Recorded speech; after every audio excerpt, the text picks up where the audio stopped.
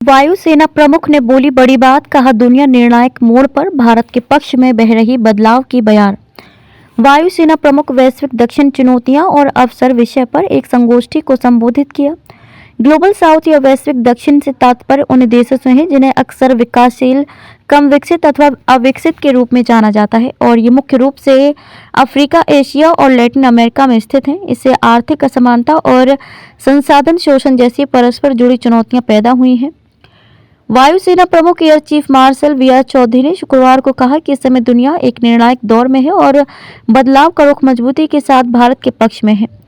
Air chief martial ने कहा कि ग्लोबल साउथ में भारत का उभरना अंतर्राष्ट्रीय मामलों में एक महत्वपूर्ण बिंदु है। वायुसेना प्रमुख वैश्विक दक्षिण चुनौतियां और अवसर विषय पर एक संगोष्ठी को संबोधित किया। ग्लोबल साउथ या वैश्विक दक्षिण से तात्पर्य उन देशों से है जिन्हें अक्सर विकासशील, कम विकसित अथवा अविकसित के रूप में जाना जाता है और ये मुख्य रूप से अफ्रीका, एशिया और लैटिन अमेरिका में स्थित है।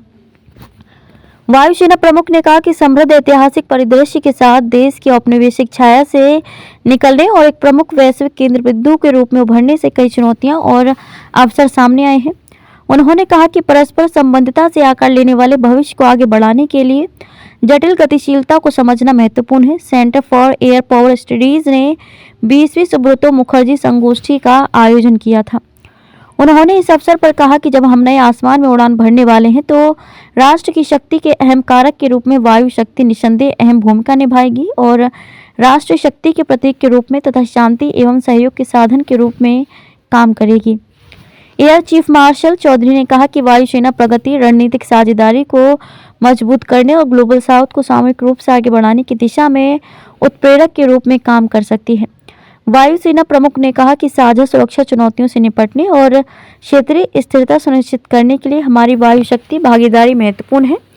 उन्होंने कहा कि हमने इन देशों के साथ प्रशिक्षण और सहयोग का दायरा बढ़ाया है।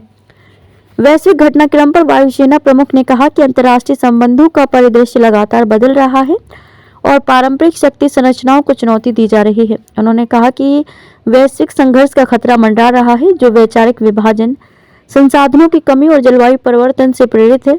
इससे आर्थिक असमानता और संसाधन शोषण जैसी परस्पर जुड़ी चुनौतियां पैदा हुई हैं।